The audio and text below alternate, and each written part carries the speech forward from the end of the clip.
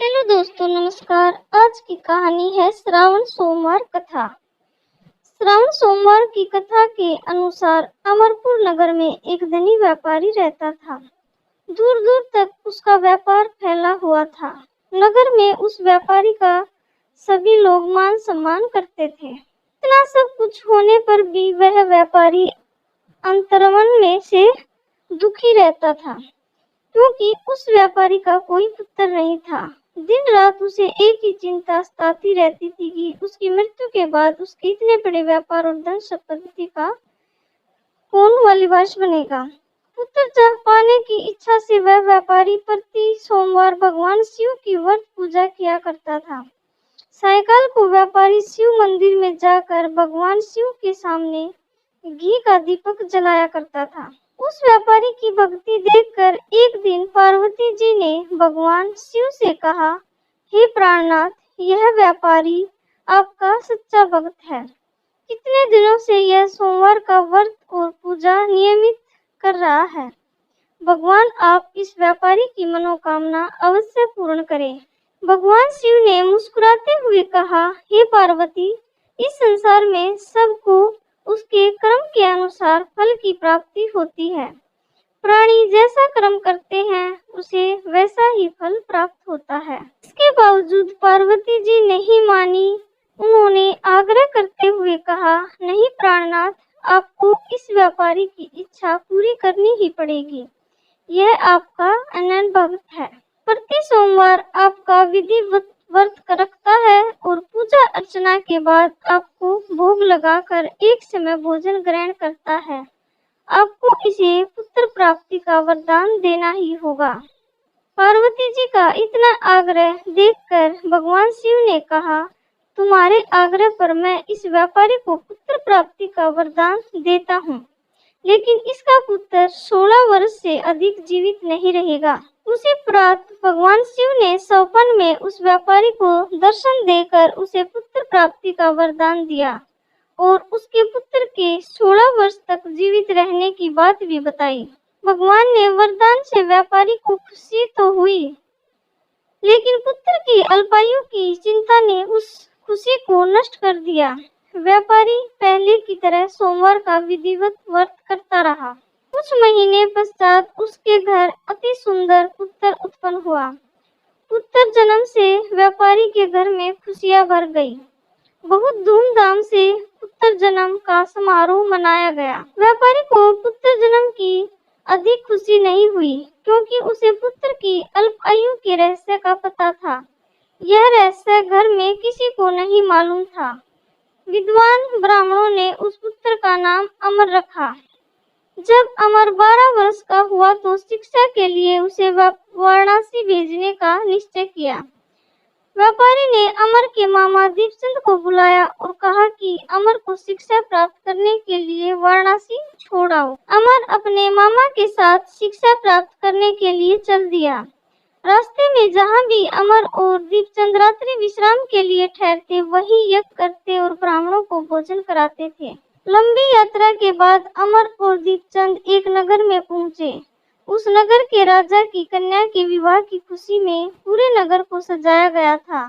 निश्चय समय पर बारात आ गई थी, लेकिन वर का पिता अपने बेटे के एक आंख से काना होने के कारण बहुत चिंतित था।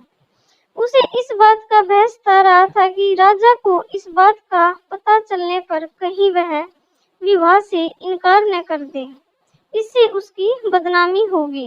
वर के पिता ने अमर को देखा तो उसके मस्तिष्क पे एक विचार आया। उसने सोचा, क्यों न इस लड़की को दूल्हा बनाकर राजकुमारी से विवाह करा दूं। विवाह के बाद इसको धन देकर विदा कर दूंगा और राजकुमारी को अपने नगर में ले जाऊंगा। वर के पिता ने इसी संबंध में अमर और दीपचंद से बात की। दीपचंद ने धन मिलने के लालच में वर के पिता की बात स्वीकार कर ली। अमर को दूल्हे के वस्त्र पहनाकर राजकुमारी चंद्रिका से विवाह करा दिया गया। राजा ने बहुत सा धन देकर राजकुमारी को विदा किया। अमर जब लौट रहा था तो सच नहीं छिपा सका और उसने राजकुमारी की ओढ़नी पर लिख दिया, राजकुमारी चंद्रिका, तुम्हारा विवाह तो मेरे साथ हुआ था। मैं तो वाराणसी में शिक्षा प्राप्त करने जा रहा हूँ। अब तुम्हें जिस नवयुवक की पत्नी बनना पड़ेगा वह कान्हा है। जब राजकुमारी ने अपनी ओढ़नी पर लिखा हुआ पढ़ा तो उसने काने लड़के के साथ जाने से इनकार कर दिया। राजा ने सब बातें जानकर राजकुमारी को महल में रख लिया। उधर अमर अपने मामा दीपचंद के साथ वाराणसी पहुंच गया। अमर ने गुरुकुल में पढ़ना शुरू कर दिया। जब अमर की आयु 16 वर्ष पूरी हुई तो उसने एक यज्ञ किया। यज्ञ की समाप्ति पर ब्राह्मणों को भोजन कराया और खूब अन्न वस्त्र दान किए। रात को अमर अपने शयन कक्ष में सो गया। शिव के वरदान के अनुसार शयनावस्था में ही अमर के प्राण पखेरु उड़ गए। सूर्योदय पर मामा अमर को मर्त देखकर रोने पीटने लगा। आसपास के लोग भी एकत्रित होकर दुख प्रकट करने लगे। मामा के रोने विलाप करने के सवर समीप से गुजरते हुए भगवान शिव और माता पार्वती ने भी सुने। पार्वती जी ने भगवान से कहा, प्राणनाथ, मुझसे इसके रोने के स्वर सहन नहीं हो रहे। आप इस व्यक्ति के कष्ट अवश्य दूर करें। भगवान शिव ने पार्वती जी के साथ अदृश्य रूप में समीप जाकर अमर को देखा तो पार्वती जी से बोले, पार्वती, यह तो उसी व्यापारी का पुत्र है। मैंने इसे 16 वर्ष की आयु का वरदान दिया था। इसकी आयु पूरी हो गई। पार्वती जी ने फिर भगवान शिव से निवेदन किया, हे प्राणनाथ, आप इस लड़के को जीवित करें, नहीं तो इसके माता पिता पुत्र की मृत्यु के कारण रो रो कर अपने प्राणों का त्याग कर देंगे। इस लड़के का पिता तो आपका परम भक्त है। वर्षों से सोमवार का व्रत करते हुए आपको भोग लगा रहा है। पार्वती जी के आग्रह करने पर भगवान शिव ने उस लड़के को जीवित होने का वरदान दिया और कुछ ही पल में वह जीवित होकर उठ बैठा। शिक्षा समाप्त करके अमर मामा के साथ अपने नगर की ओर चल दिया। दोनों चलते हुए उसी नगर में पहुंचे जहां अमर का विवाह हुआ था। उस नगर में भी अमर ने यज्ञ का आयोजन किया। समीप से गुजरते हुए नगर के राजा ने यज्ञ का आयोजन देखा। राजा ने अमर को तुरंत पहचान लिया। यज्ञ समाप्त होने पर राजा अमर और उसके मामा को महल में ले गया और कुछ दिन उन्हें महल में रखकर बहुत सा धन वस्त्र देकर राजकुमारी के साथ विदा किया। रास्ते में सुरक्षा के लिए राजा ने बहुत से सैनिकों को भी साथ भेजा।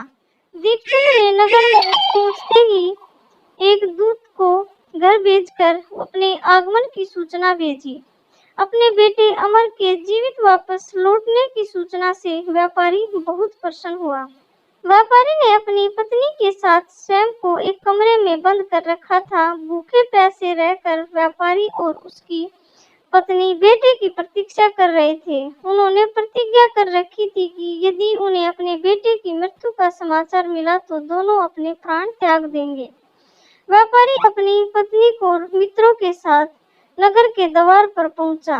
अपने बेटे के विवाह का समाचार सुनकर पुत्र वधू राजकुमारी चंद्रिका को देखकर उसकी खुशी का ठिकाना न रहा। उसी रात भगवान शिव ने व्यापारी के सौपन में आकर कहा, हे श्रेष्ठी, मैंने तेरे सोमवार के व्रत करने और व्रत कथा सुनने से प्रसन्न होकर तेरे पुत्र को लंबी आयु प्रदान की है। व्यापारी बहुत प्रसन्न हुआ। सोमवार का व्रत करने से व्यापारी के घर में खुशियां लौट आई। शास्त्रों में लिखा है कि जो स्त्री पुरुष सोमवार का विधिवत व्रत करते और व्रत कथा सुनते हैं उनकी सभी इच्छाएं पूरी होती हैं। तो दोस्तों, आपको ये कहानी कैसी लगी? आशा करती हूँ कि आपको कहानी पसंद आई होगी। तो प्लीज कहानी को लाइक करें, चैनल को सब्सक्राइब करें। इसी तरह अच्छी अच्छी कहानियों के साथ मिलते रहेंगे। तब तक के लिए बाय बाय, टेक केयर।